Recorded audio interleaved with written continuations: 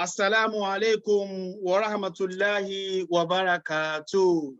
Wa alaikum salam wa rahmatullahi wa barakatuh. A'udhu billahi minash shaitanir rajim. Bismillahir rahmanir rahim. Allahumma salli ala sayyidina Muhammad wa ala ali sayyidina Muhammad kama sallaita ala Ibrahim wa ala ali Ibrahim fil alamin innaka Hamidum Majid. Allahumma bariki ala sayyidina Muhammad wa ala ali sayyidina Muhammad kama barakta ala Ibrahim wa ala ali Ibrahim fil alamin innaka Hamidum Majid. Kí gbogbo wa ká tẹ́wọ́ wa bá ṣe máa bẹ̀rẹ̀ ní every Saturday. Gbogbo àwa tá bá lo fídíò bá ká off fídíò wa gẹ́gẹ́ bí ètò. Ẹ já pa fídíò wa nítorí à ń record ó dẹ̀ máa lọ sórí YouTube ni o. Àwa tá bá lo fídíò wa we should off our video. Èmi ò lo fídíò sà, kí ni picture mi ló kàn wà ńbẹ̀. Okay, picture ló wà ńbẹ̀. Ó ti clear, ó ti clear. Ó dà bẹ́ẹ̀. Masha Allah. Ẹ jẹ́ ká tẹ́wọ́ àdúrà bá a ṣe máa ṣe ní every Saturday. Kí la máa wí o? Ya Alim Alimuna. Ya Alim Alimuna. Kí gbogbo wa ká wí gbólóhùn náà ní 11 times. Bismillah. Ya Alim Alimuna. Ya Alim Alimuna. Ya Alim Alimuna. Ya Alim Alimuna. Ya Alim Alimuna. Ya Alim Alimuna. Ya Alim Alimuna. Ya Alim Alimuna. Ya Alim Alimuna. Ya Alim Alimuna. Suratu Kawthar fún gbogbo wa. Bismillahir Rahmanir Rahim. Inna a'tainaka al-kawthar fasalli li rabbika wanhar inna shaniyaka huwa al-abtar. Ọba tó ní ìmọ̀lọ́dọ̀ kí Ọlọ́run bá kí ó jogún mọ́ fún gbogbo wa pátápátá. Ọlá Nábì lọ́dọ̀ Ọlọ́run. Wa alaikumus salam gbogbo lé. Ẹ jẹ́ kí gbogbo yín lẹ́ẹ̀kan náà, kí gbogbo yín náà kẹ́ lè dá mi lóhùn lẹ́ẹ̀kan náà, kẹ́ unmute ara yín láti dáhùn sálámà. Assalamu alaikum wa rahmatullahi wa barakatuh. Wa alaikum salam wa rahmatullahi wa barakatuh. Masha Allah, Masha Allah. Ẹ̀yin ìyá olóríire, ẹ ti wà ní orí platform báyìí. Láò ní gbára wa lásìkò. Today is 10th of April 2021. Alhamdulillahi Rabbil Alameen. I welcome all of you, old and the new students. I say Ramadan Mubarak, Ramadan Mubarak, Ramadan Mubarak. Allahumma baligna Ramadan. Allahumma baligna Ramadan. Àwẹ̀ tí gbogbo ata dájú kọ yìí. Ta ló lè fọwọ́ sọ̀yà kó ní ó gbààwẹ̀ báyìí? A ò mọ̀. Àmọ́ àwa sọ fún Ọlọ́run pé Allahumma baligina Ramadan. Kí Ọlọ́run bá kí ó jẹ́ kí Ramadan tọdún 2021 yìí kí ó sojú ẹ̀mí wa láyọ̀ àti àlàáfíà. A wà lára àwọn tí ó gba ti ọdún tó kọjá lọ bẹ́ẹ̀ ni àìbẹ̀kọ́ láyọ̀ àti àlàáfíà. A tún wá máa sọ fọ́lọ́run náà ni nítorí mímọ̀ ṣe kọ́ àwọn mímọ̀ wọn ti papòdà báyìí. Ọ̀la báyìí a tún ẹjọ́ papòdà. Níjọ́ tábà máwẹ̀ a tún ẹjọ́ papòdà. Àmọ́ ya Rabbi àwa bẹ̀ ọ́ ni Allahumma baligina Ramadan. Ẹ̀yà wa ẹja wúbẹ̀ lẹ́mẹ̀ta ẹwù tẹ̀lé mi. Allahumma baligina Ramadan. Allahumma baligina Ramadan. Allahumma baligna Ramadan. Amin. Mashallah. Now, láì ní gbára wa lásìkò, ẹ jẹ́ ká bẹ̀rẹ̀ revision ká tó bẹ̀rẹ̀ new topic. Now, ẹ jẹ́ ká mute ara wa ká ẹ jẹ́ mute. Mashallah. A bẹ̀rẹ̀ kíláàsì látorí alif ba ta sa òní mo dẹ̀ tún fi wà lórí screen wa yìí kí gbogbo náà ká tún wò. Mo sọ fún wa wípé alif tẹ̀rí yẹn ó dàbí 1. Alif dẹ̀kẹ̀rẹ́ òun ò ní sound, just alif kò ní sound rárá. Àmọ́ lẹ́yìn alif àwa ní ba tẹ̀rí yẹn ó ní ọmọ ẹyọ kan nísàlẹ̀ à ń pè ní ba. Tá bá wá wo kí ni sound ba o, sound tẹ̀rí yẹn ba òun sound b, ó sound b. Lẹ́yìn tá a ti kọ́ nípa alif tí ò ní sound, ba sounds b, then a dẹ̀ kọ́ra pé ta Ba, ta, and fa, family kan náà ni wọ́n. Kí ni ìyàtọ̀ tó wà ńbẹ̀ ni wípé àwọn ọmọ yẹn, ọmọ bá ẹyọ̀kan nísàlẹ̀, ọmọ ta méjì lórí lókè. Kí wá ni sound ta o? Òun sound ta. Ó sound ta. Okay? Lẹ́yìn ta, a ní tha. And now gbọ́dọ̀ pé ní sa. It's not sa, it's fa. Fa. Fa. Kí ni sound ẹ̀? Ó sound okay? Like a T and H. That is fa. Fa. Lẹ́yìn bẹ́ẹ̀, a kọ ní Jim. Àwọn letters go àti pé they are family. Ba, ta, fa, they are family. Jim, ha, and ha, they are also family. Tẹ́ bá rí bí wọ́n ṣe kọ wọ́n, ẹ rí pé family ni wọ́n lóòótọ́. Àmọ́ Jim tẹ́ rí yẹn, Jim, kí ni sound ẹ̀? Ó ní j, j. That is sound for Jim. Then ha, ha, ha, òun jẹ́ lẹ́tà tó ń bọ̀ láti ọ̀fun. Àwọn lẹ́tà mẹ́fà kan wà tó ń bọ̀ láti throat wa. So ha, ó wà lára wọn. Kí wá ni sound ha o? Like H. Okay? Ha, ha. Lẹ́tà tó kàn ní òun ni ha. Lẹ́tà ha yìí náà, òun náà ń bọ̀ látọ̀fun náà ni. So ti yé, ha, ha, from the throat as well. Lẹ́yìn ha, a ní dal. Dal tẹ̀rí yẹn, òun sound d. Ó sound d. Lẹ́yìn dal, a ní dal. Dal, òun sound D and H. Dal. That is sound for the dal. Okay? Then we have letter ro. Ro.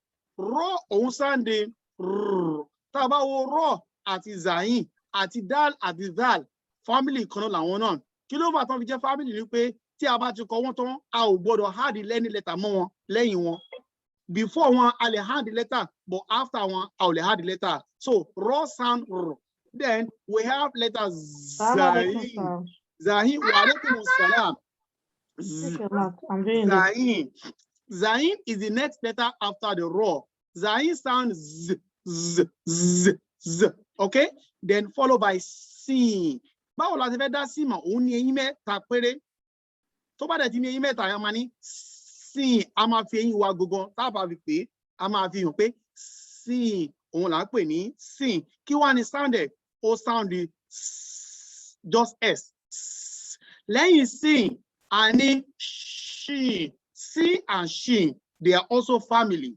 The difference is that the shin has got 3 dots on the top. So, and it sound S and H, like she is a girl. So, she, we have sin, we have shin. Then the sword, sword, sword is different from sin. Of course, it sounds so. Tẹ́bá wo ẹnu mi, ẹ máa rí pé ó ṣe some sword. Òun là ń pè ní sword. Ó yàtọ̀ sí sin. Tẹ́bá wo sin, ẹ rí pé eyín mi flat.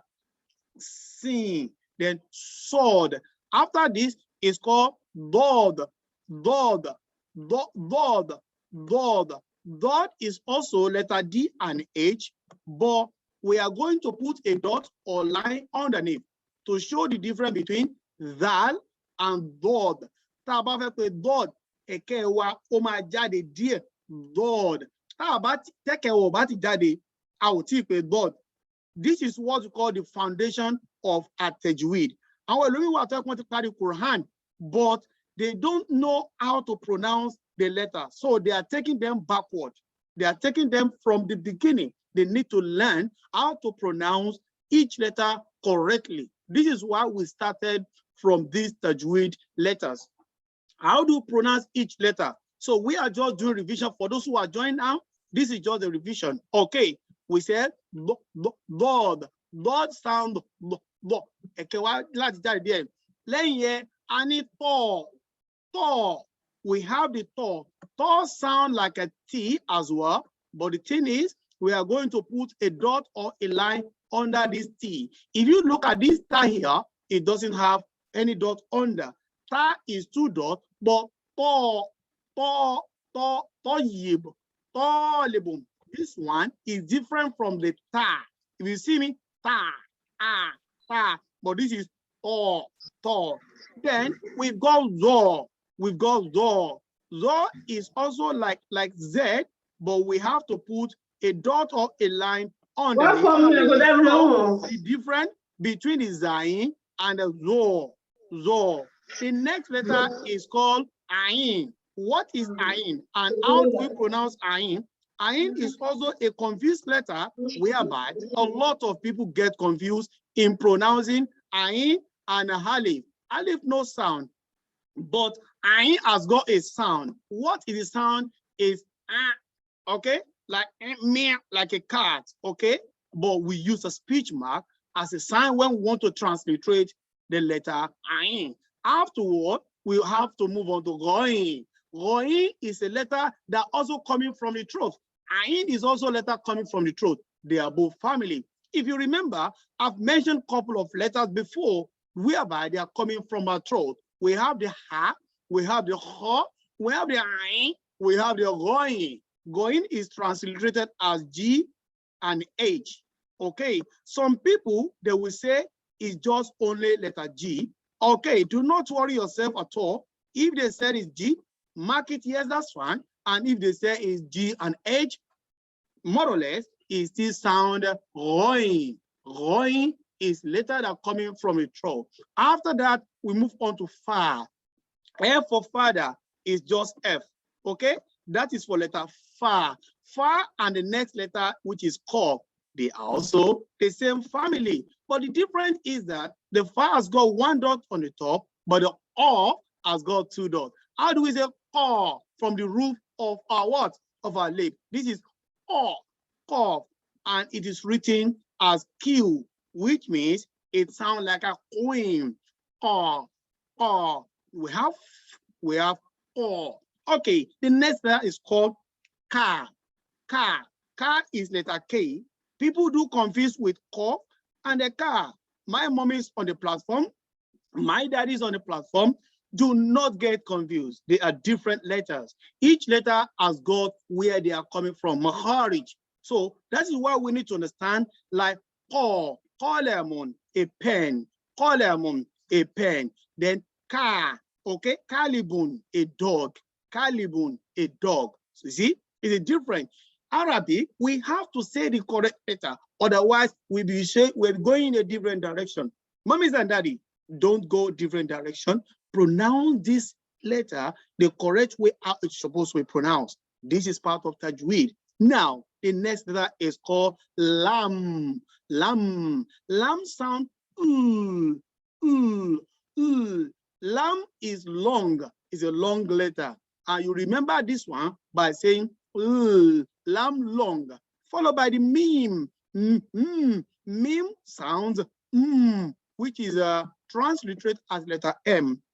All right. Now, if you really want to know Arabic very well, want to read Quran very well, you need to understand the sound of each Arabic letter. Remember, I told you, Alif and Hamza, they don't have any sound. A lot of people where you say, oh, Alif sound ah, mommies and daddy. Alif doesn't sound ah.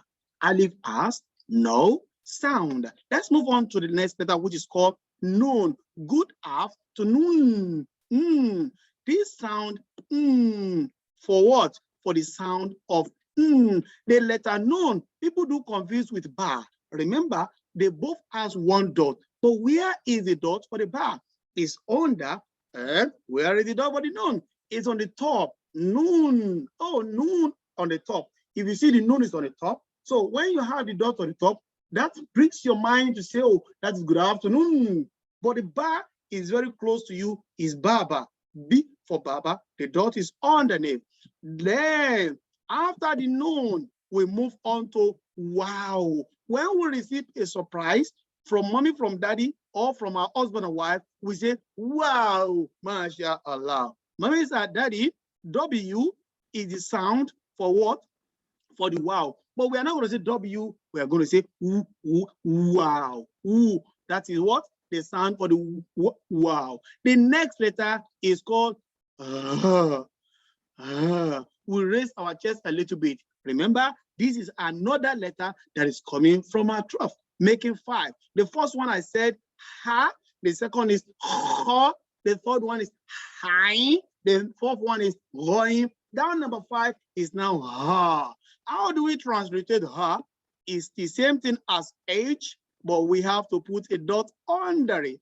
If you remember, I told you letter H has got what? H as well. But this one has got H plus one dot underneath or a line. This makes it different. And when we pronounce it, it's also different by saying, like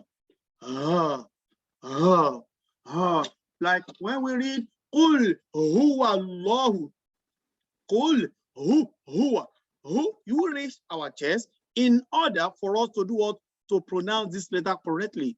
Then the last letter that's coming from our throat is called Hamza. Hamza is coming from our throat. Ha is coming from our throat. This is the letter that comes from our throat. What is the sound for Hamza, ladies and gentlemen? The sound for Hamza is no sound. Hamza, no sound at all, just like Alif.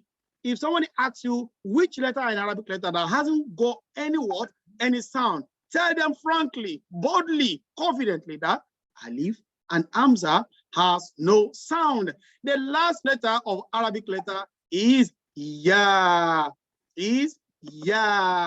And the sound for Ya is Y. Ye. And this is also Ye, the same letter, 2 dots underneath. People do confuse. 2 dots under and 2 dots up. We have the call 2 dots. We have the 2 dots on the top. But the Ya has got 2 dots under, and that is why it is called Ya. Mummies and daddy, we have done this. We have to go back and look at the file I sent to you about each of these letters. Please don't ignore it. Don't forget it. Don't let us just be doing it, ignoring it. No, do it, practice it. Okay, I told you Alif can be seen in different way. At the beginning, like this. In the middle, like this. At the end, it's like this. Ba, ba, ba, ba. Just 1 dot under for you to remember. Ta, 2 dot on the top. Ta, ta, ta, ta. Then ta, ta, ta, ta. But this ta, which I'm going to circle now, is called it ta mabrur. Ta mabrur is not a ta, that's a round. We call it a round ta. 2 dots on the top. Afterward, we have the fa, fa, fa, fa, j, j, j, j, ha, ha, ha, ha, ha, ha, ha, ha, dal, dal, dal, dal, zal, zal, zal, zal, ro, ro, ro, ro, zain, zain, zain, si, si, si, shi, shi, shi, sword, sword, sword, sword, dod, dod, dod, to, to, to, zo, zo, zo, zo, ain. Ain open mouth at the beginning. In the middle, you will see ain this way. Don't get confused. We close the mouth in the middle. And at the end, we also close the mouth. Going is the same nature, same as ain. Ain going as a door. Ain no dot, going. Going, we close the mouth in the middle. Also at the end, we also close the going at the end. Then fa, fa, fa. Af, ko, ko, ko. Ka, remember, different. Lam, lam, lam. Mim, mim. Noon, no. Wow, wow, wow, wow. Then ha. You see ha at the end this way. Okay, at the beginning you find it like this. Then ya 2 dots under and ya 2 dots under.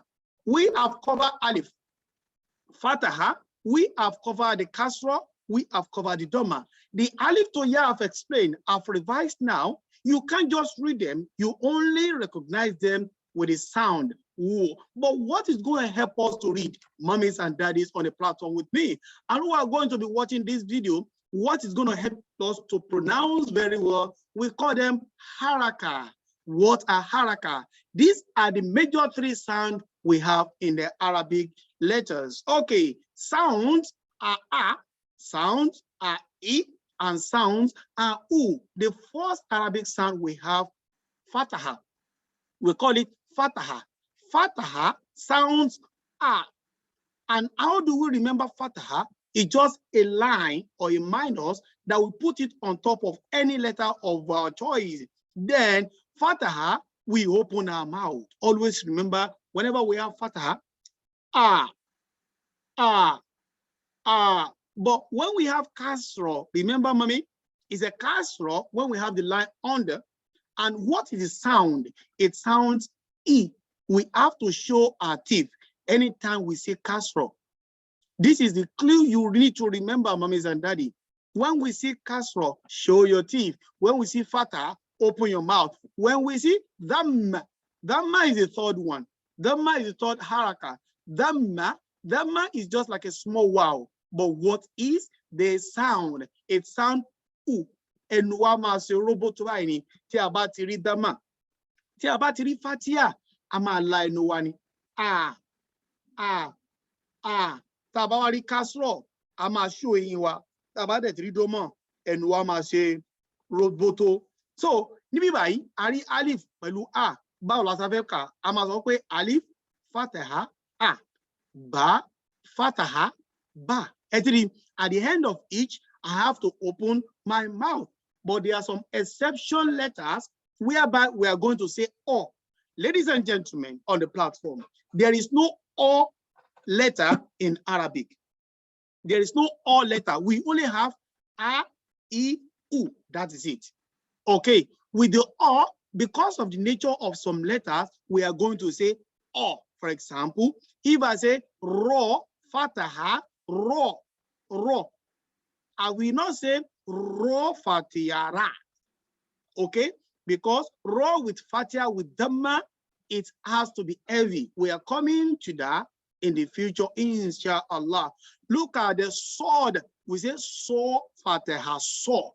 But if we transliterate, we write so Fatiha. We are going to write a, but we say so. Then do Fatiha, do. Coming to joining the letter. Mummies, don't get confused. Alif, you will not see anything after. This letter is called mim, and this is ro, a, ma, ro, a, ma, ro. Ba, la, this is lam, ba, la, ga. We can't see alif all the time like alif. There are some patterns like beginning, middle, and the head. Ama, ro, ba, la, ro, sa, ma, ro. You see, I have to open my mouth because all these one, they have got fataha. Look at this one. Wa, fatiha, wa. Ja, fatiha, ja. And da, fataha, da. Wa, ja, da. Wajada. Mummies, let's move on to the casserole. The casserole, you need to show your teeth. E, B, T, F, G, N, we, he, and a ye. Now, sometimes they're going to mix fatia and the casserole together. Okay. All you need to remember, fatia, clue, open mouth, and casserole, show my teeth. A, V, na. Is it? Ba, ki, ya. Ba, ki, ya. Ha, mi, da. Ha, mi, da. Then ho, shi, ya. Sa, hi, ra. Sha, ri, ba. You see, I'm opening my mouth and I'm also showing my feet because I've got fatia and casserole. But let's move on to lesson 6. Lesson 6 is about dhamma. Dhamma is amasienwa sombaini. Nítorí pé the sound of dhamma is u. Alif dhamma u. Ba dhamma bu. Ta dhamma tu. Fa dhamma fu. Ain dhamma Roi dhamma ru. Ko dhamma ku. Ka dhamma ku. Lam dhamma lu. Dhamma hu. Amza dhamma hu. And ya dhamma yu. Then this is a combination of fataha, kasra, and dhamma. So jim, dhamma, ju. Ain, kasra, e. Ju, e. And lam fatia la. Ju'ila. Ju'ila. Some people can recognize each of these letters, but when it comes to joining, they are finding it difficult. Mummies and daddy, please do not find it difficult. As long as you know there are some long letters. Some long letters, when we are joining them, we have to do what? We have to delete the long part of it. There are some long letters. How do we know long letters, mummies and daddy? Let me give you an example. If I write this letter is called sin, Abi, but it sounds Abi. Now, this part is a long part. How do you recognize it at the beginning? So you need to write the 3 teeth, mummies, making 3 teeth. Now, the continuation means I am joining this into another letter. For example, I'm joining to with Alif. Then I put Alif. Mummies, there are 2 letters here. The first one is sin. The second one is Alif. I can never write like this. This doesn't make sense. So that's why we need to know at the beginning, in the middle, and at the end. Let's look at sin at the beginning, in the middle. Now, 1 letter is coming, and I want to see sin in the middle. 2, 3. Then join another letter. Okay? Can join mim? So letter meji. We have the sin, we have the mim. Over the pelo, the balance of a Kalei, I want to pay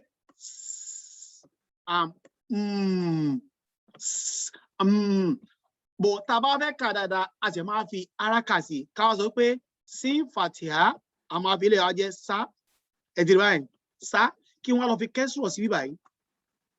Kesro de Maje, me, together, Omadikini o Sami.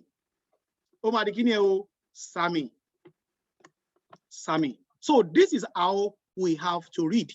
Mummies and daddies, now I have been talking for more than 20 minutes for revision. Why do I have to do revision? I've promised, especially those who have just joined, so that at least they can get something from the explanation. Today, we are going to start a new topic, inshallah. We have done all this one. All the mummies on the platform, they can read this one. They can read it, alhamdulillah. If they cannot read it, please do not hesitate to ask questions. This is wa, ja, da, ka. You can spell wa fatia wa, jim fatia ja, da fatia da, ka fatia ka, wa ja da ka, ain fatia a, da la ka, ada la ka, di ya di ka. This is how to read. Before we move on to lesson 7 today, I want mummies or daddies to ask me question before we start today's lesson, inshallah. And we have 2 programs to do after this. What's the program? Is just dual. Okay, we have to pray for our mommy who passed away 11 years ago. Or is it 11 years or 10 years ago? Maybe it's 11, I'm not sure, but we're going to get there, inshallah. So, mummies and daddy, I hope you are not sleeping. No, sir. Show me you are not sleeping, mummies, please. Come on, let me hear your voice. Mashallah. And the benefit of revising, you get it more. Trust me. Don't say, oh, I'm wasting my time because I've understood this. No, it's not like that. More clearer. Alhamdulillah. Thank you, Adnan's mom. Mummies, if there is no question, am I allowed to move on to the next topic we are going to do today? Yes. Yes. If you are happy to do it, please send me message on the chat. You know, we chat sometimes. The class is fun. Say yes, and let's see how many years we've got before we commence. I've got 3 years, which means we can start. 4 years, 5 years. Oh man, 6 years, 7 years, 8 years. Mashallah. Well done, all mummies. I'm so proud of you all the time you're online. Honestly, even if you are not online, anytime I go your homework, I just be with my parents or with my family. You know, that's why some children, or some of my children will comment on your handwriting. They say, wow, amazing. This handwriting is just like a sheikh. I said, mashallah. Even many comments yesterday as well. Oh, I love this woman's handwriting. He said, let me see. I don't see. They are our mommies. You don't need to look at the name. Okay. Mashallah to all of you and barakallah fiqh. For those who have submitted today, I accept it. Yeah, don't worry at all, mummies. That is not a late submission to me because you submitted before the class begins. Thank you so much and barakallah fiqh. Now, let's begin the new topic. The new topic, all the topic we are going to be covering, mommy, everything, trust me, is very, very simple and straightforward. Okay. What are we going to do today? We are going to talk about Fatahateni. Look at this first, Mamis and Daddy. Okay, when I draw line, which means it's just like a letter, okay? Now, if I put this sign there, this sign, remember, is called Fataha, and it sounds A, short A, isn't it? If I put line here, which means I'm putting the line under a letter, and remember, it sounds E, or you can write letter E this way. The two is fine, no problem, if you want to transliterate. Now, the last one, I told you, Mommies and Daddy, is called Dhamma, and Dhamma sounds U. Now, as far as today's lesson is concerned, is this one. I am going to double this one. I'm going to double it, see, 1 and 2. Now, with the first one, I call it Fataha, isn't it? I call it Fataha, but by the time I double it, OTD Fataha Taini. Taini means double. Yeah, Fataha Taini and. Fataha Taini. Now, what are we going to introduce, Mommies and Daddy? Remember, 2 Fataha is called Fataha Taini. Let me write the word Taini, okay, so that we're not going to forget. Taini. Taini, okay? Taini. Let's remember it in case you want to spell. Taini means 2, okay? Taini. Now, what exactly I want you to understand, we are going to add the sound anytime we have Taini. We are going to add what? Sound Now, if I have Fataha, which sound A, okay, and I'm adding to it, Mommies and Daddy, how can I pronounce? All of you pronounce for me. What's that? Isn't it? Make it what? So if I have Alif and I put Fataha, what can I say? This is Alif Fatiha. But imagine I have Alif and I put Fataha Taini. What can I write, Mommies and Daddy? How can I spell? Alif Fatiha Taini. Look up on the left corner here. I put this letter. What letter is that? All the parents? Ba. And I put Fataha on top. What can I say? Ba Fataha. Ba Fataha. Ba. Okay, imagine, Mommy, at the left corner, right corner here, I put the same letter and I double it like this. What can I say, Mommies and Daddy? Ba Fatiha Taini is what? Ban. Ban, isn't it? Ban. Ba Fatiha Taini. Ban. Okay, imagine I write another letter here. This letter is what? Is Jim. Let's look at the sound. That's why I said sound is important. This letter is called J, isn't it? But imagine I put Fatiha, it's going to be what? Imagine I put another Fatiha, it's going to be what?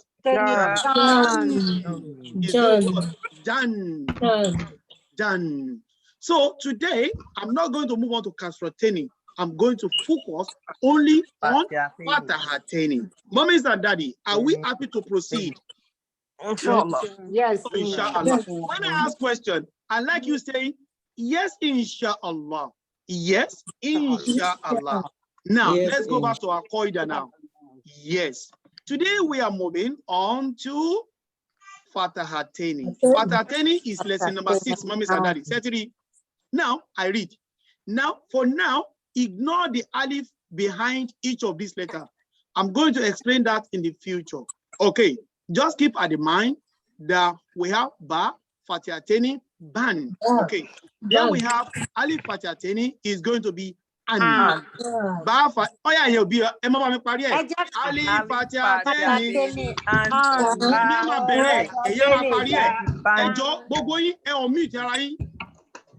Taini. Báwo la ṣe fẹ́ ṣe èmi á bẹ̀rẹ̀ tí wọ́n sọ pé Ali Fatihateni. Èyí máa sọ pé Ba Fatihateni. Ta Fatihateni. Ba Fatihateni. Jim Fatihateni. Ha Fatihateni. Ho Fatihateni. Da Fatihateni. Za Fatihateni. Ro Fatihateni. Zai Fatihateni. Si Fatihateni. Shi Fatihateni. Fod Fatihateni. God Fatihateni. Fatihateni. Fatihateni. Àwọn òbí mi ò sọ̀rọ̀ mo dẹ̀ mọ̀ yín o. Ẹ̀yin Fatihateni. Ọ̀yin Fatihateni. Fatihateni. Fatihateni. Ka Fatihateni. Lam Fatihateni. Fatihateni. Nun Fatihateni. Wa Fatihateni. Ha Fatihateni. Ya Amsa Fatihateni. Ya Fatihateni. Ẹ jọ̀ọ́ mo fi Ọlọ́run bá bẹ̀ gbogbo yín. Ẹ sọ pé Allahu Akbar. Ẹ jọ̀ọ́ ẹ sọ pé Allahu Akbar. Ẹ jẹ́ kó pé mẹ́ta ẹni Allahu Akbar kabira. Ìyá yìí ẹ wo ẹ wà àlìjẹ́nnà ẹ sọ pé àmín. Ẹ̀yin nìkan kọ́ o ẹ̀yin àti àwọn mọ̀lẹ́bí lẹ́jọ́ wà àlìjẹ́nnà sọ pé àmín. Àti àwọn olólùfẹ́ yín ẹjọ́ wà àlìjẹ́nnà sọ pé àmín. Mi ò mọ̀ olùkọ́ yín kọ́ mi ò mọ̀ o. Olùkọ́ kọ́.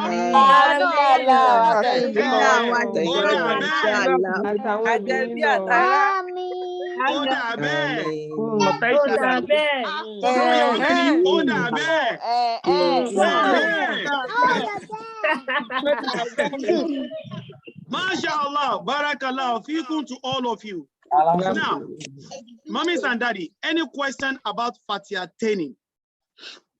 About Fatihateni, I now open floor for you to speak or me to serve and ask me question about Fatihateni. Remember, Fatah is a, but Fatihateni becomes an.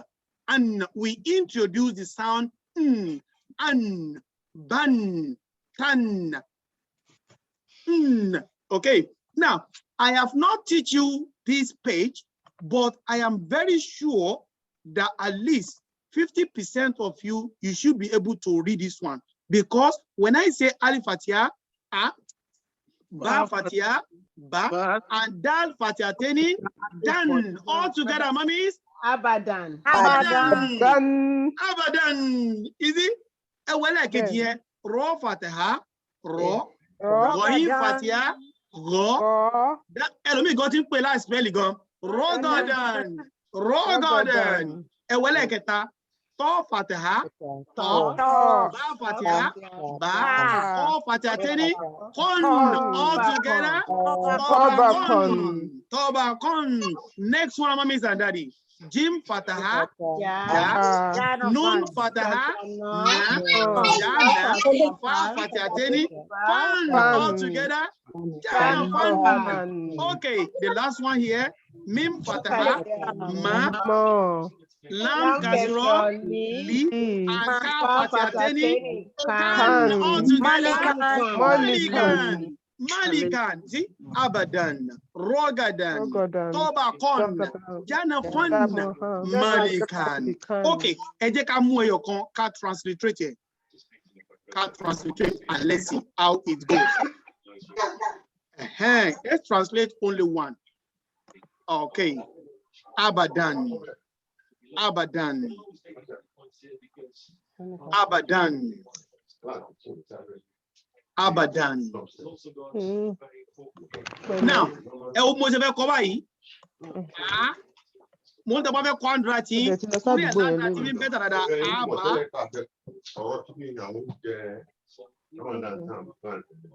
Now, eja mute around me because we are recording. So, Alif Fatiha A, Ba Fatiha Ba. No, Emma taking counsel from officer Kevin Mobi. Kini e se ma lọ.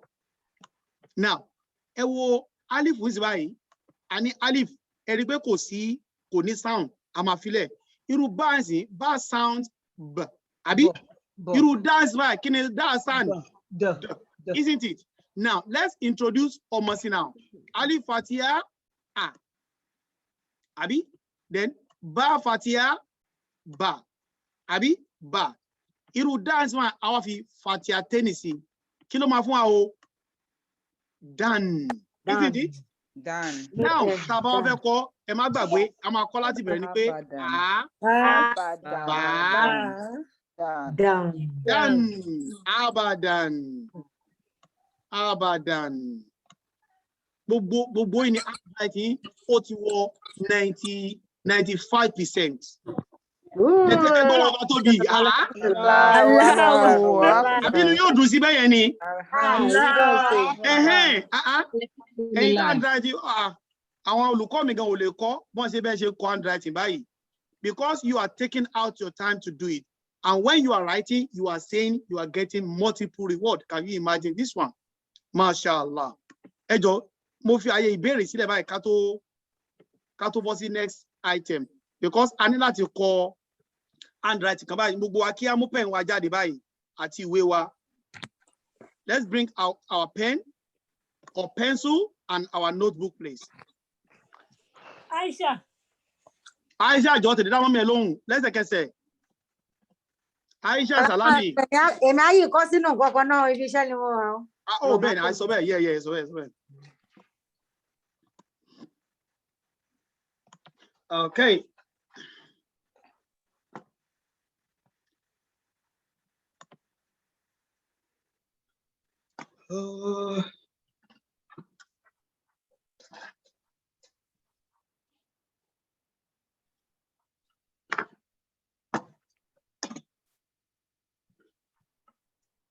Okay, somebody raise hand. Mami Abdurrahman Durojaye, kí ni ìbéèrè yín mà?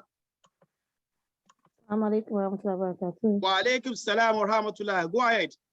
Ìbéèrè mi ò ń ṣe nípa kéwú anyway. Kò ṣe pa kéwú. No, sir. Ẹja béèrè pa kéwú. But nípa Islam náà ní sábà aṣáde béèrè. Okay, tó bá ti di àyè ìbéèrè inshallah. But àyè ìbéèrè tó wà nílẹ̀ báyìí is about what we have talked now. So that we are not going to mix things up, inshallah. Okay, now, please, let's take our pen, everybody. Let's take our pen now.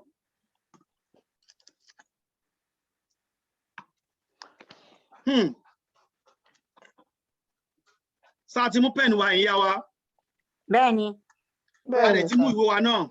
Bẹ́ẹ̀ni. Okay. Kí la kọ́kọ́ fẹ́ kọ báyìí?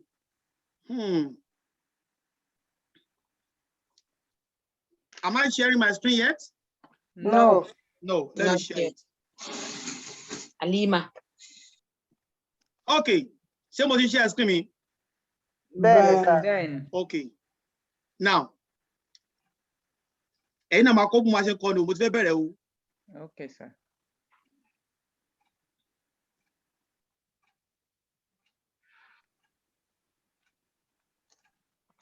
Bismillah.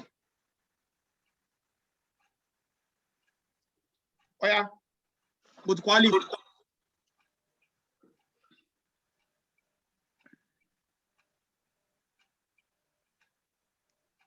Lam. Lam, mo fẹ́ join pẹ̀lú ha.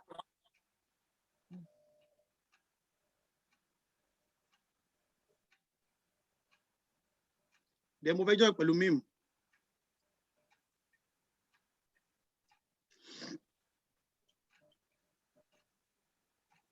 Ṣáàtìkọ́? Bẹ́ẹ̀ni, sir. Ẹ fàyè díẹ̀ sílẹ̀.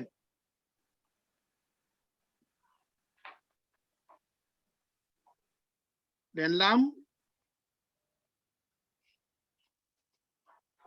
Going.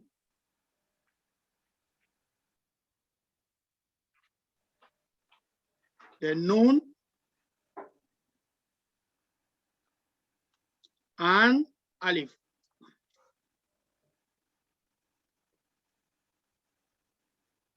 Tẹ́ bá ti kọ́ ẹ̀ náà ẹ jẹ́ kí n mọ̀ ká tó proceed. Bẹ́ẹ̀ni sir. Àti kọ́ ó yá ẹ̀yin tẹ́ bá sì ní ààyè níwájú yẹn ẹ continue omi ò láyè mọ́ torí ẹ̀ mo ṣe bọ́ sálẹ̀ báyìí. Èmi náà yé ó yá ẹ bá mi kọ rọ́ọ̀.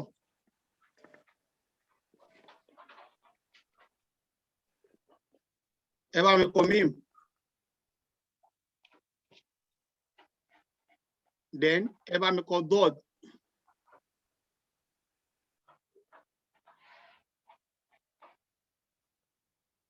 Alif mad.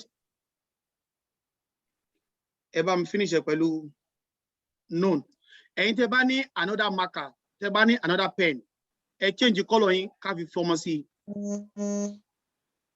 If you have another color, let's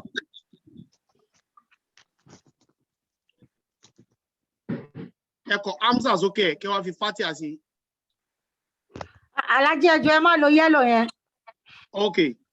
Pohon dáadáa, po clear, pohon dáadáa. Ẹ jẹ́ kí n lo blue. Or red, red máa tún show dáadáa. Red, okay.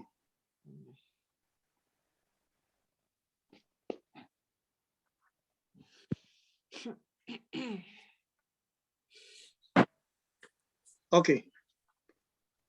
Ẹ fi Hamza so Hamza.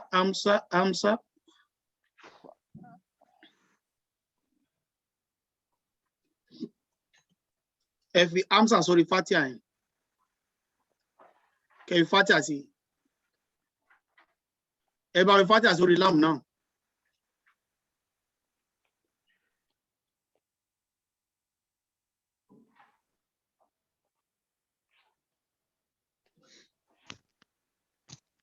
Ó yá lórí mímú yìí ẹ bá fi ṣádà sí, ẹ fi Fatiha sí.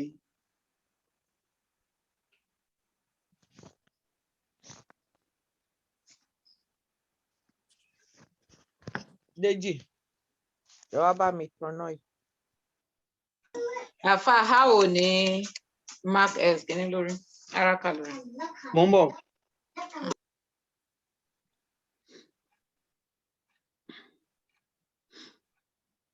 Okay, ẹ bá mi fi dómọ̀ sílẹ̀ yìí. Ẹ bá mi fi ọmọ sábẹ́ léyìí. Ẹ má gbàgbé this one is ba àbí? Ba Yes, bẹ́ẹ̀. sir.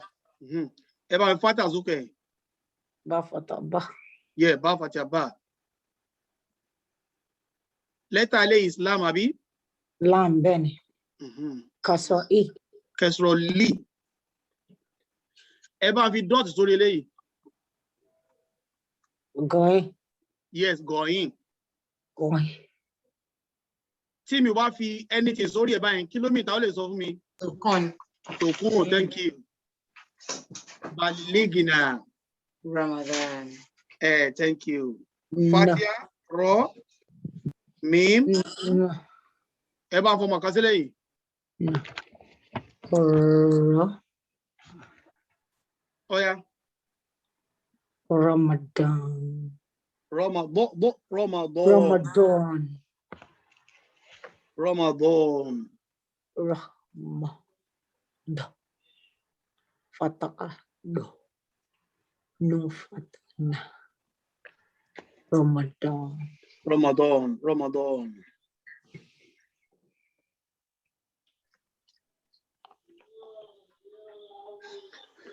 Okay. Tàbí kọ́ta bá ti kọ̀ tán. Allahumma. Allahumma balighna Ramadan. Allahumma balighna Ramadan. Allahumma balighna Ramadan. Ṣé gbogbo àti kọ page eléyìí tán báyìí? Bẹ́ẹ̀ni sà. Ó yá já lọ sí next page. Ramadan.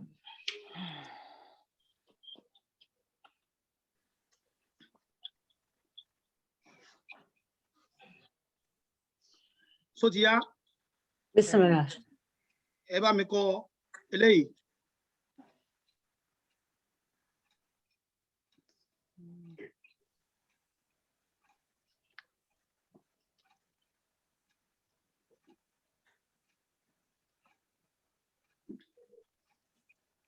Out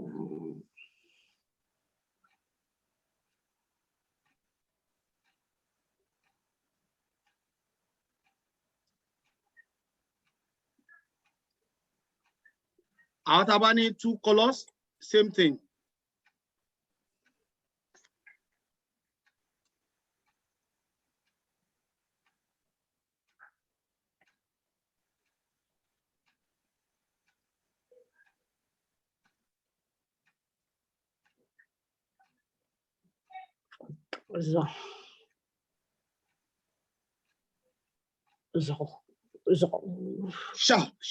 شهر رمضان.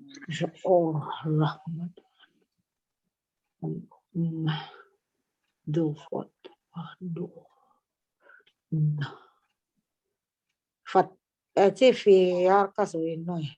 Yes, ma'am. No فتان.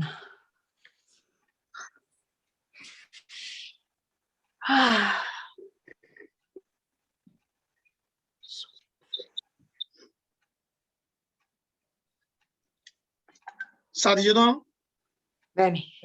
okay. Team, you buy anything, she kilo mean. Sukun. So more if zero see I become anything so about me. Shahru Ramadan. Shahru Ramadan means the month of Ramadan. Okay? Shahru Ramadan means what? The month of Ramadan. Shahru means month, the Ramadan, the month of fasting. Okay? Yes, sir. Allahumma baligina Ramadan. Shahru Ramadan. Ramadan. Àfáà, báwo lẹ ṣe ń kọ sùkún sà? Sukun zero, ẹni kọ zero. Àbíkẹ́ wa kọ báyìí. Àbíkẹ́ kọ zero. Àbíkẹ́ má fi anything sí, same thing. Okay, sir. Sáàtì kọ́tán. Bẹ́ẹ̀ni sir. Mashallah. The last one. Ẹ má bínú. Not at all, sir. Okay. I Ẹ am má done. bínú. Ẹ jọ̀ọ́, ǹtẹ́ ẹ̀kọ́ yìí o, ẹ má bá mi send ẹ̀ sórí platform o. Okay, sir. Because it's 5 dojo point. Ẹni tó bá kọ mẹ́ta. Pẹ̀lú Golon. Because àwọn nígbà tó ní kọ́. Ìtakọ̀ sínú ìwé ṣáà lè yá ni ká dẹ̀ send. Àbá la ṣe máa send. No, I come and take picture ní sẹ́. Okay. Take a picture and send it to the platform. Ẹni tí bá ti kọ́kọ́ rí tẹ̀ báyìí tọ̀. Ẹni tí mi bá rí tẹ̀ láàrin tí ilẹ̀ bá ti súlẹ̀ ní ẹni ò kọ́ṣẹ́ ní kíláàsì ni ẹ. Àwa títí wa look neat ń kọ́ kakọ̀ send ẹ̀ dé. Ramadan. Tí o bá neat, good mark. Ustaz, èyí tẹ́ kọ́ sí oṣù dáadáa o. Ṣé o ti ṣòro? Ó ti jó àbí? Bẹ́ẹ̀ni. Okay. Now, Fatiha, Ramadan.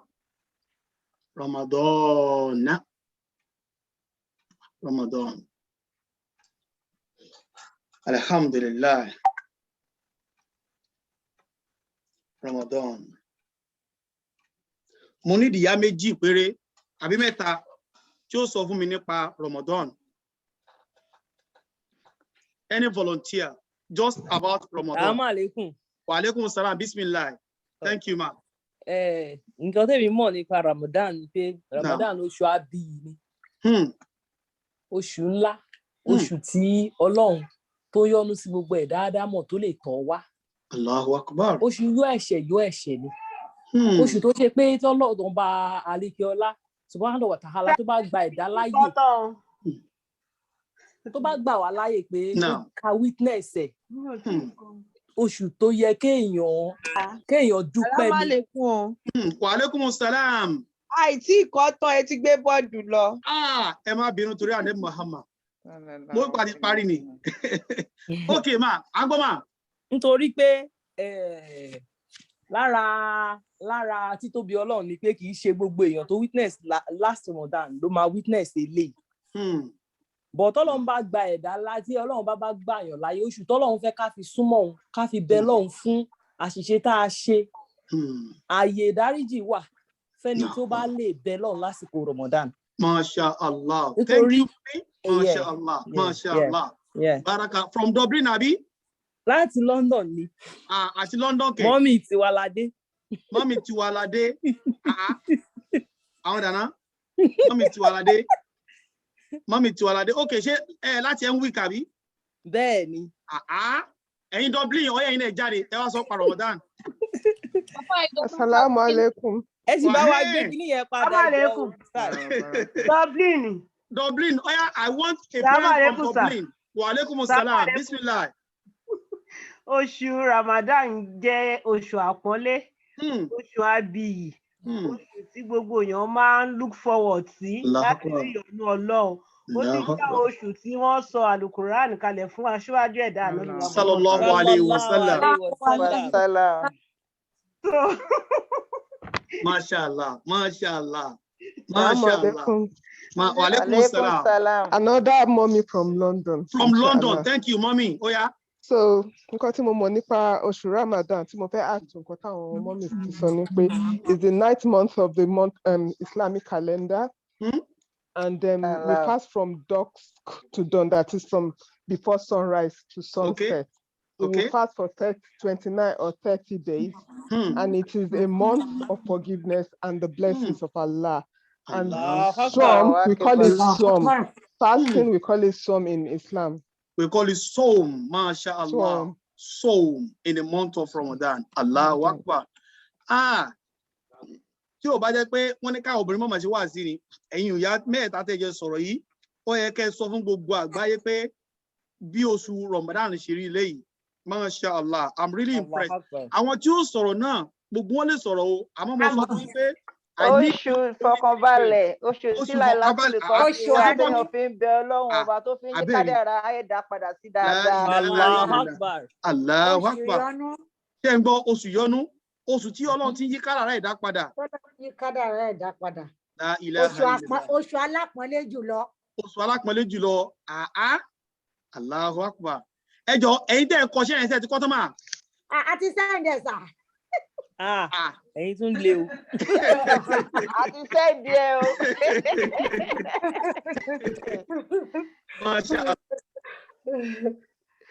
Ẹ̀yin yá wa, ẹ wá bá mi dáhùn béèrè kọ̀ọ̀kan nípa Ramadan nítorí oṣù festival wa ni. Kò yẹ ká ṣe lè kéwú lónìí, ká kàn sọ̀rọ̀ pa Ramadan ni. Bọ̀ a ò ní ṣe kí ni ẹ o, a ò ní ṣe bẹ́ẹ̀.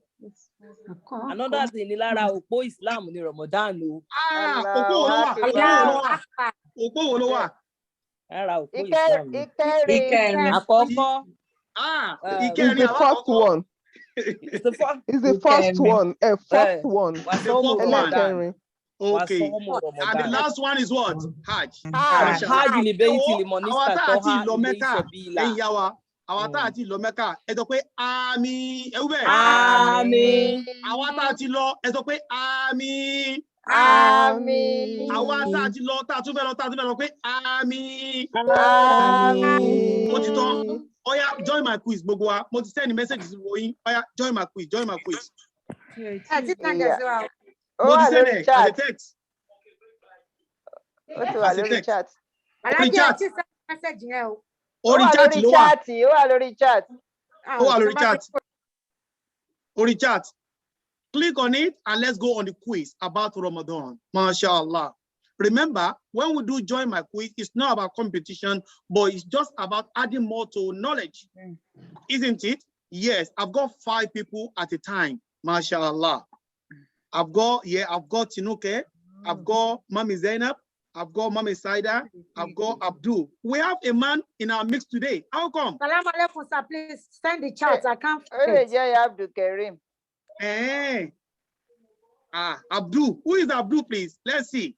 I'm a celebrating. Ọmọ Alájà Àtọrọ ni wọ́n lo iPad ẹ̀ ni. Okay. Abdul Karim. Salam alaikum, ẹjọ́ send kíní quiz mi ò rí.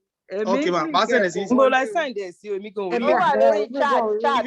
Láti sọ yes lẹ́ẹ̀kan yẹn. Okay. Exactly. If that's for yes, yeah.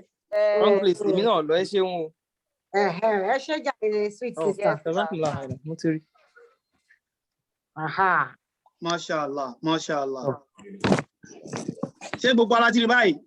Bẹ́ẹ̀ni. Bẹ́ẹ̀ni o. Okay, good. Ẹ jọ̀ọ́. Wọ́n mi sáré àwọn mẹ́rin làwọn lórí platform. Ẹ jọ̀ọ́ mo ti 17. Sábà minus ní ajẹ́ 16. Password padà. Okay, password àbí? Okay. Àwa level la ṣe jọ. Ẹ jókòó sí pé 13 now. Ẹ má bá mọ́mí yín ṣe o, ẹ jókòó sí ẹgbẹ́ kan bí wọ́n ṣe sọ yẹn ni o. Ẹ má jẹ́ òjòrò. Òjòrò council. Ó di 14 báyìí. Ó kú ẹnìkan àbí? Ṣé o tí ráyè wọlé o? Tani ò tí wọlé mà? Ọláyínká Razak. From Dublin. Orúkọ yín wọ̀n bẹ́ẹ̀. Ìyá Idris. Ó yọ Ọláyínká. Bí wọ́n kọ́ Ọláyínká méjì ló wà lórí platform. Ẹ má bínú, ẹ bá a differentiate ẹ o. Àwọn tí ó dàbá àwọn ti fi Razak sí tiwọn, èmi kọ̀ọ̀kan Ọláyínká lásán. Ó dà bẹ́ẹ̀. Àwọn ìwọlé ń gbà náà ló sọ. Mi tí ráyè wọlé mò ń click. Ẹ lọ sórí Google type joinmyquiz.com. Ẹ bá type ẹ má lo Razak mọ́ o, kẹ́ lórúkọ mi. Okay. Yes. Because ó máa sọ pé ẹnìkan ti jẹ́ bẹ́ẹ̀ sọ kò ní jẹ́ kẹ́ ráyè wọlé. Ẹ lè kọ RA nìkan is okay. O for Ọláyínká, R for Razak, O. Okay nìkan àbí? Ẹ máa ṣe lọ máa wò lórí fóònù mi ò ráyè. No, ẹ ṣe straight away. Ẹ lọ sórí joinmyquiz.com. Ìjọ́nà ni Ramadan ìkẹyìn. Ẹ jọ̀ọ́ ta ló bẹ̀rẹ̀ orin yẹn? Mọ́mí Adnan 2 dojo point. Àforíjì ni ìgbẹ̀yìn Ramadan. Wọ́n ní ká mọ̀ sọ pé aṣọ́rúdọ̀mọ́, wọ́n ní àlìjọ́nà ni. Àbí aṣoríire. Àkókò Ramadan ìkẹyìn. Àárín Ramadan. Àforíjì ni ìgbẹ̀yìn Ramadan. Àlìjọ́nà. Láti Dublin, ẹ̀yin là ń dúró dè báyìí. Ẹ máa ṣe lọ sà, nǹkan kan ṣe laptop mi, mò ń click ẹ, ó kàn freeze ni. Ẹ máa ṣe lọ. Ẹ lo mobile yín. Okay sir. Ẹ lo mobile. Ẹ máa rí. Ẹ lo mobile yín, ìyá Idris. A dúró dè yín pẹ̀lú ògo Ọlọ́run. Okay ma. Ẹ lo mobile. Ẹ lọ sórí joinmyquiz.com. The pin is 983172. Tá a bá ṣe join my quiz tán, inshallah, a ní short prayer tá a ṣe. Mo lè sọ fún ẹ̀yin yá wa. Àǹfààní ara wa la máa jẹ láàrin ara wa. Ó yá bá ń gbóúnjẹ mọ́. Ṣé ń gbọ́? Mo wà lórí kíní àìkè báyìí. Tẹ́ bá nídìí dùwà ẹ sọ fún àwọn jọmọ́ kájọ ṣe láàrin ara wa báyìí. Ọlọ́run máa ṣe ní rọrùn fún wa. Inshallah. Because wọ́n ní àjẹmátò rahma. Mashallah. Ṣé ti fẹ́ wọlé mà? Mo ti fẹ́ wọlé sà, mo ti fẹ́ wọlé. Ẹ wọlé, a ti ṣílẹ̀kùn. Láti rọ́dà kan àti pé 17 báyìí. 17 bẹ́ẹ̀ ló mi join lẹ́ẹ̀mejì.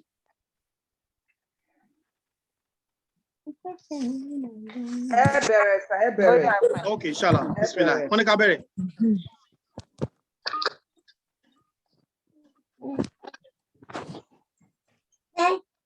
Questions about Ramadan. Our mummies and daddies are now doing the quiz about Ramadan.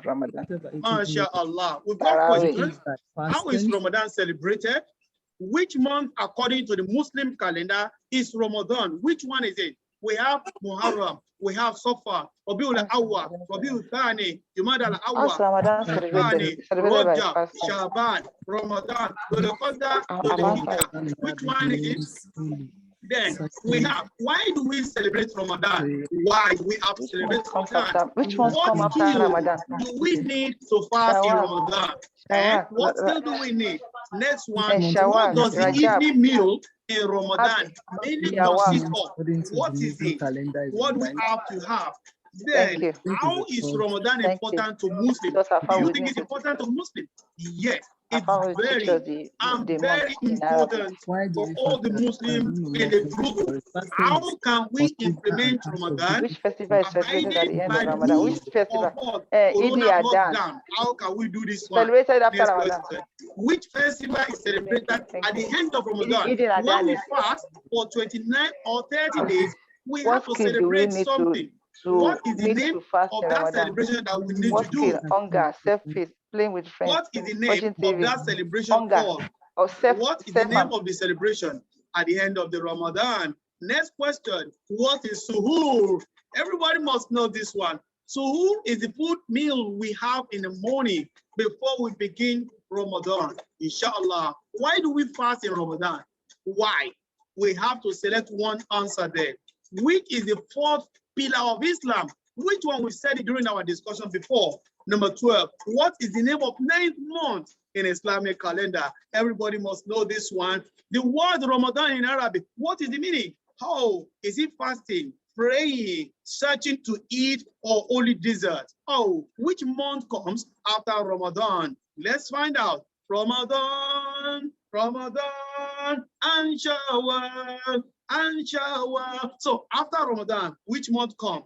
Then what's the name given to nightly prayer performed during the month of Ramadan? What do we call it? We have 12 rakah, 10 rakahat. What is the name given to all these rakah? Over to all mommies on the platform. Over to all daddies on the platform. MashaAllah.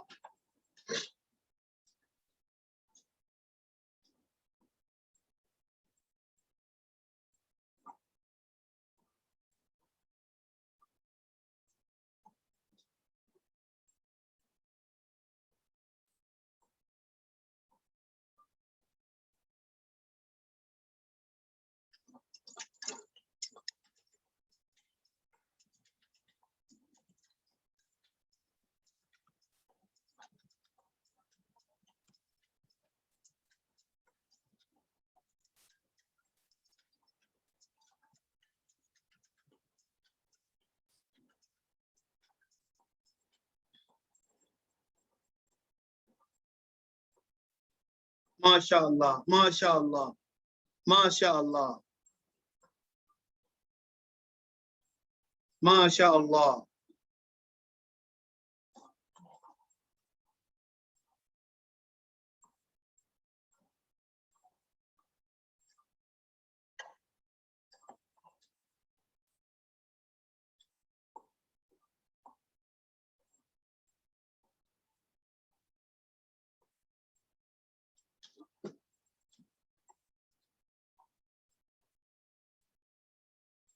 MashaAllah.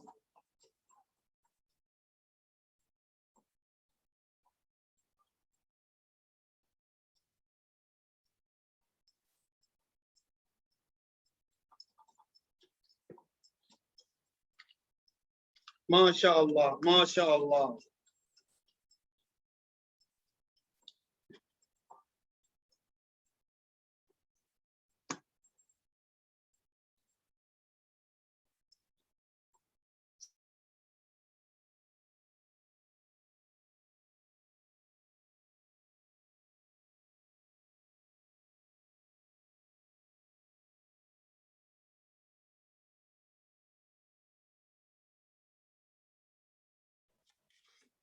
Ọ̀dọ̀ mi ti tán sà. Salaam alaikum.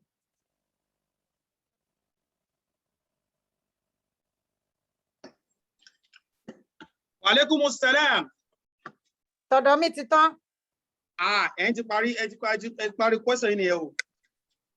Ó ti parí second ni mo wà. MashaAllah. Ẹ má ti sọ pé second lẹ́wà o. Ó dìgbà tí gé o máa tó tán. Kẹ́ tó lè sọ pé second lẹ́wà. Àwọn mi ẹ mọ bóyá ń lọ. Okay. Àwọn yẹn lè já ẹ bọ́ọ̀sì. Okay. Ẹ yà máa fa láìláì ilẹ̀lá. Kọ́má. Láìláì. MashaAllah. MashaAllah.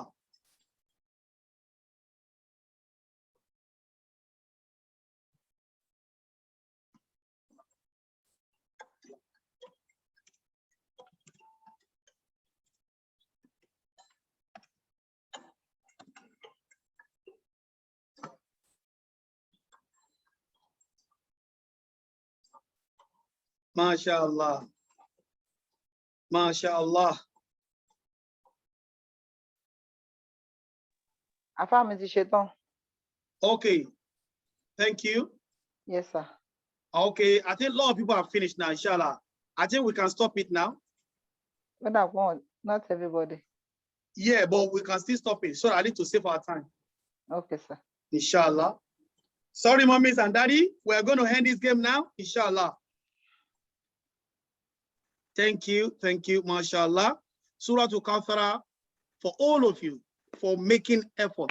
Ṣé mọ̀ pé ẹ̀yin wa Ọlọ́run máa ń wo effort láti máa tàn yẹn, láti máa ṣe yẹn lóore. Mo pé ọmọ mo fẹ́ mọ̀ Quran. Mo wá jókòó sílé. So tiye mo jókòó sílé.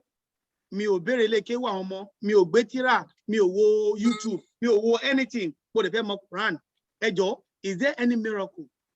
No. Mọ̀ bí miracle ṣe máa ń ṣẹlẹ̀ gan ni. Òun ni wípé mo fẹ́ mọ̀ kéwú, mi ò dẹ̀ mọ̀ alif bata sa. Mo wá attend madrasa ilé kéwú. Then àwọn ọmọ mi náà a tún jọ jókòó lórí YouTube náà. Mo tún wo pé báwo lè ṣe jẹ́, mo tún wá ń gbọ́ lecture, mo tún gbọ́ Quran. Ọlọ́run máa wá ṣe ìyanu lórí ọ̀rọ̀ ẹni bẹ́ẹ̀. O fẹ́ mà, ó dẹ̀ ń ṣe effort. So Ọlọ́run máa crown effort kúkè. Ibi tó rò pé ó fẹ́ mọ̀ kéwú dé, wà wá mà. Bọ́lọ̀ bí miracle ṣe máa ń ṣẹlẹ̀ ní ẹ̀yìn yá wa. Ọlọ́run kí ó jẹ́ kí miracle dáadáa kó ṣẹ inú ìgbésí ayé wa. Nítorí pé ti gbìyànjú báyìí. Iná àtọ́ iná. Bismillahirrahmanirrahim. Iná àtọ́ iná kàlùkọ́fà. Iná ṣàníyàká wà láptà. Now, ẹ jọ̀ọ́ ẹ má bínú, a fẹ́ gba ara wa láàyè láàrin ìṣẹ́jú mélòó kan. A fẹ́ ṣe àdúà o. So tiye ara àwọn parents wọn ìgbà yìí náà ni wọ́n bẹ̀ wá ní àdúrà náà. Adẹ̀jọ́ sí náà ni. Alájà olóbẹ̀ aládùúrà ni Alhaja Basirat Ọládìméjì. Wọ́n ní àwọn jẹ́ àti ìyá Abdulkarim láti Dublin. Àti ìyá Abdulkarim, àbí? And mommy Ajia kílẹ̀ pẹ́jọ́. Alájà Idayat Atọrọ. And Ajia Idayat Atọrọ. Àtọrọ wọn bẹ aládùúgbò yìí wọn ní àwọn jẹ ọmọ dáadáa fáwọn òbí wọn ti wá jáde láyé òní ló pé ọdún 11 la ilaha illallah ẹlòmíì òbí ọjà ìláyé kódà ọdún 2 kò ní rántí wọn mọ́. Àwọn ìyá ìwà sọ pé ẹ̀yin ìyá dáadáa àti bàbá tẹ́ wà lórí platform a wá ṣe kúrò aláwọ mẹ́ta fún àwọn tí wọn jẹ pé Ọlọ́run láti ọdún 11 kò sígbà tí àdúrà kò ń bá òkú ẹjá máa rántí àwọn òbí wa o wọn bẹ láyé o wọn ò sí láyé o ẹja mọ rántí wọn pẹ̀lú àdúrà ẹ wo kúrò láwọn mẹ́ta tá a fẹ́ ṣe báyìí ẹ wo ládá tó máa lọ bá wọn Ọlọ́run nìkan ló mọ scale tí kúrò aláwọ ẹ̀kan jẹ́ ẹ wá àdúrà tá a fẹ́ kà báyìí. Àwọn ìyá wa tí wọ́n jẹ́ kí lorúkọ wọn náà o Alhaja Idiat Ọlọ́run rántí Owólabí àbí bẹ́ẹ̀ náà kọ́ ni bẹ́ẹ̀ ni sà.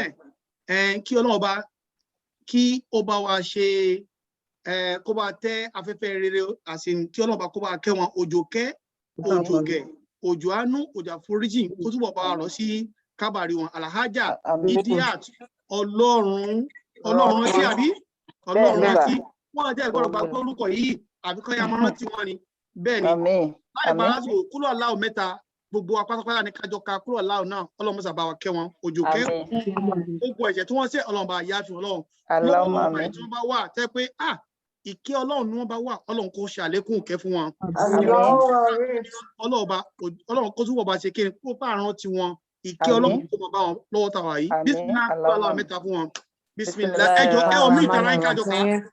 Bismillahirrahmanirrahim. Qul huwa Allahu ahad. Allahu samad. Lam yalid wa lam yulad wa lam yakul lahu kufuwan ahad. Bismillahirrahmanirrahim. Qul huwa Allahu ahad. Allahu samad. Lam yalid wa lam yulad wa lam yakul lahu kufuwan ahad. Bismillahirrahmanirrahim. Qul huwa Allahu ahad. Allahu samad. Lam yalid wa lam yulad wa lam yakul lahu kufuwan ahad. Gbogbo àwa tá a ṣàdúà fún yàn àfa kan jẹ́ kó yé mi pé in tó ń ṣe fẹ́yàn yẹn orí ara ẹ̀ ló ń ṣe fún orí ẹ̀ náà fi kìlọ̀ fún wa wípé ká máa ṣàdúrà ká máa ṣe dáadáa nítorí pé it's coming back to us torí àwọn ọmọ ká máa avoid èpè ẹ̀yin òbí wa ẹ má máa ṣépè fún àwọn ọmọ wò ẹ má dá sáì rárá tó bá ṣe tí ò dáa ẹ máa ti àwọn ìyá wa lé wọn sọ pé ọmọ olóríire ni ẹ bẹ́ẹ̀ náà ẹ bẹ́ẹ̀ kọ́ ọ̀tọ̀ lẹni kẹ́ tó ṣe ẹjọ́ ń tiri Ọlọ́run a tún fi àǹfààní sọ fúnra wa ẹ má jà sí pé fún àwọn ọmọ wa kàkà bẹ́ẹ̀ ká mọ̀ ṣe pé ẹ kàn dákẹ́ àbí kẹ́ fún wọn ní punishment ẹ má ṣe pé fún wọn ẹ má sọ̀sọ̀kùsọ̀ sí wọn because it's going to come back to us as well so tiye àdúrà tá a ṣe fún wọn yìí Ọlọ́run jọ̀ọ́ bá wọn ẹ̀yin ìyá wa tẹ́ wá rántí àwọn òbí yín náà kò ń ṣe pé ọmọ rántí ẹ̀yin náà ẹ sọ pé àmín kò sí bá a ṣe lè ṣe o ìta bá ṣe fóbi wa lẹ́ẹ̀kan ọmọ ò ṣe fún wa bí many times ni bàbá ṣe dáadáa fún wọn lẹ́ẹ̀kan àwọn ọmọ táwa náà bá bí wọn á ṣe jù bẹ́ẹ̀ lọ bẹ́ẹ̀ náà ẹ bẹ́ẹ̀ kọ́ bẹ́ẹ̀ ni èyí tẹ̀ ń ṣe fáwọn òbí yìí Ọlọ́run á rántí yín ti dáadáa iná àtẹnu fúnra yín bisimilahi rahman rahim iná àtọ́ iná kọ́kọ́ lè rọ́bìkà wá ní iná sani aka wà ní hàkà lábẹ́ bẹ́ẹ̀ àtúwárí alhaja wa Balikis Isa àwọn ẹni ká bá àwọn tọrọ fún òbí wọn àwọn òbí tí wọ́n ń bẹ láyé o Memuna Títílayọ̀ Isa and Isa Àyìnlá bẹ́ẹ̀ ni òbí wọn ń bẹ láyé wọ́n ń bẹ láyé kódà àwọn ìyá ń yọ̀tọ̀ mi lọ́wọ́lọ́wọ́ báyìí ni bá a ṣe kọ́ tí wọ́n nìyẹn tó ti yé alihamudulilayi káwọn ṣe iná àtọ́ iná mẹ́ta fáwọn náà wọ́n ní ká tọrọ ẹ̀mí gígùn fún ìyá wọn àti bàbá wọn wọ́n ní ká tọrọ àlàáfíà fún wọn àti bàbá wọn kí gbogbo wa kájọ ṣe iná àtẹ́rẹ́ mẹ́ta fún wọn. بسم الله الرحمن الرحيم إنا أعطيناك الكوثر فصل لربك وانحر إن شانئك هو الأبتر بسم الله الرحمن الرحيم إنا أعطيناك الكوثر فصل لربك وانحر إن شانئك هو الأبتر بسم الله الرحمن الرحيم إنا أعطيناك الكوثر فصل لربك وانحر إن شانئك àwọn kan tọrọ fókù wọn tó ń bẹ lálẹ́ kíámà ọmọ kan nìyẹn o àwọn ọmọ kan náà tó wá jòkó pẹ̀tọ̀ ìyá àtẹ̀mí náà ń bẹ láyé o ẹ bá mi tọrọ fún wọn mélòó wa ló rántí àwọn òbí wa tí ń bẹ láyé mélòó wa tẹ́pẹ́ tá a bá ti lè ní owó báyìí ẹ jẹ́ ká mọ̀ o àkọ́kọ́ ra mọ́tò fúnra wa ká tó ra fóbi wa mo gbá àbí mi ò gbá bẹ́ẹ̀ ni bó ṣe wà nìyẹn àmọ́ nípa àdúrà mo fi Ọlọ́run ọba bẹ̀ wá ẹja máa rántí wọn bàbá ṣẹ̀ wọ́n a ò mọlẹ̀ tó lè mọ́la ẹja wá foríjì kí wọ́n tó papòdà tí àwọn òbí wa tí ó bá rẹ̀ wọ́n ohun tí a bá ní lágbára kábi tọ́jú wọn tán bá wà o wá nígbà tán bá wá ṣaláìsí tán ká máa wá wé gèlè ká máa wé fìlà ká máa ṣe tí ò yẹ ká ṣe mo mọ̀ pé ẹ̀yin ìyá tẹ jòkó yìí náà ẹ̀yin ò ṣe ìyá bẹ́ẹ̀ tí wọ́n bá ń bẹ láyé tẹ́yìn náà bá ná bíi £5 kódà bó bá ṣe £3 àbí £2 ẹ fáwọn náà ìyá mi wọ́n ló tọ́jú mi bí o bá ń ṣe wọ bí mo ní ìbá wà báyìí kódà kí òbí wa kó má tọ́jú wa ẹ̀yin ìyá ẹ̀yin bàbá ẹ̀yin ẹ tọ́jú wọn for what for lillahi wa rasuli ẹ̀yin alhaja wa Balikis Isa ẹ̀yin náà wá rántí àwọn òbí Ọlọ́run rántí ẹ̀yin náà Ọlọ́run rántí ẹ̀yin náà Ọlọ́run rántí ní oore tí kábàsì oore tí yẹn mọ́ Ọlọ́run fi rántí ẹ̀yin náà iná àtẹná fún yín bisimilahi rahman rahim iná àtọ́ iná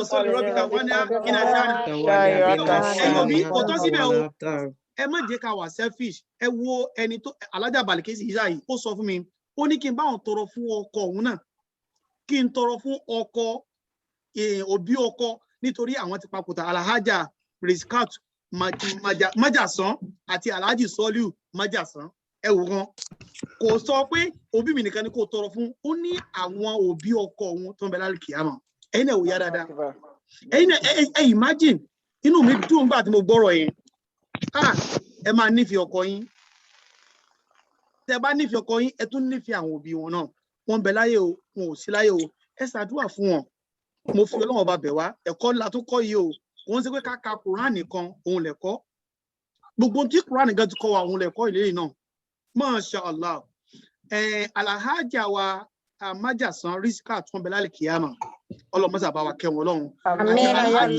Soliu Májàsán àwọn náà ń bẹ lálẹ́ kíámà ọlọ́mọ́ wa kẹ́ wọn náà kúrò aláwọ̀ náà òjò kẹ́ òjò gẹ̀ òjò àánú òjò àforíjì Ọlọ́run bá rọ̀ sí kábàdùn wọn. Kúlú Allahu mẹ́ta. Àmín.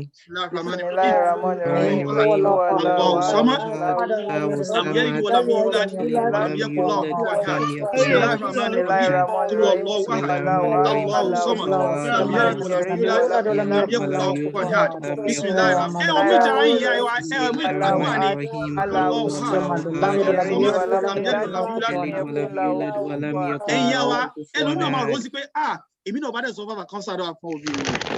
Èmi náà bá dẹ̀ sọ fún pé kan ṣàdúrà fún ìyá mi o. Àníyàn òun ló ṣe pàtàkì jù. Níyà tó lè mu'min khairu min amali. Àníyàn mùmínì ó lè rojíṣẹ́ ọwọ́ rẹ̀ lọ. Àdìsí rẹ̀ sọ pé innamal a'malu binniyat. Actions are judged according to the intention. Ẹ rántí sọ fún mi o. Ẹ wò sọ fún mi o. Èyí tẹ́ fi dà láníyàn yẹn, ìyẹn gan ti tó. Ẹ má wọrí rárá. Bọ́ọ̀lù ṣe kọ fè nínú yẹn. Gbogbo wa náà táwa jókòó tẹ́ ń gbọ́ wa báyìí kò jẹ́ tí ó lókun lọ́rùn o. Wallahi. Allahu akbaru bọ́lọ̀ ṣe tóbi nìyẹn. Irú èmi sí báyìí Ọlọ́run bá kẹ́ bàbá mi Alhaji Alao. Ẹlòmí náà ní bàbá láyé, ẹlòmí náà níyà. Ọlá gbogbo yín ẹ̀rọ ọlọ́run èmi Adìdín ọmọ Alao. Mọ́sà bá mi kẹ́ bàbá mi Ọlọ́run. Bá mi kí bàbá mi Ọlọ́run. Bá mi kẹ́ bàbá mi owó. Bá mi kẹ́ bàbá mi. Bí bàbá Sàlí jẹ́ náà kẹ́ bàbá mi. Àwọn tábà ní yàrá ní kíámà. Kẹ́ màmá bù wá. Màmá bù wá. Bí màmá Sàlí jẹ́. Àwọn mi wà nù wa, a ní ọmọ lálẹ́ kíámà. Ẹlòmí lọ́kọ́ lálẹ́ kíámà. Allahu Akbar. Ẹlòmí ní ọ̀rẹ́ lálẹ́ kíámà. Gbogbo wọn pátápátá látòkè tó délẹ̀. Ẹ jẹ́ ká ṣe kúlú Allahu mẹ́ta fún wọn ká parí ẹ̀. Fún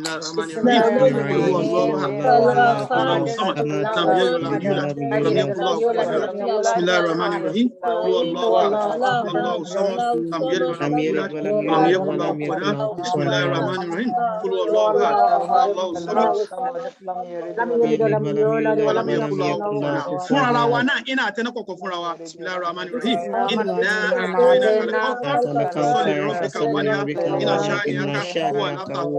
Ẹ máa ṣe lílá bí Quraysh fún àwọn tí wọn ò gbádùn ẹlòmíì bẹ́lẹ̀ kò gbádùn rárá àwọn míì bẹ́lẹ̀ kíyámà wọn ò gbádùn àmì wọn bẹ ní hospital wọn ò gbádùn Ọlọ́run fún wọn ní àlàáfíà àwọn náà àwọn gbádùn kò sí ẹni tó gbádùn gbogbo Ọlọ́run sá fún gbogbo alálàáfíà lílá bí Quraysh إلى به الشتاء والصيف وليعبدوا رب هذا البيت الذي يتقوا سبحان ربك رب العزة عما يصفون والسلام على المرسلين والحمد لله رب العالمين. Before we go your homework, ẹ má jẹ́ ká àdúrà gbàgbé homework.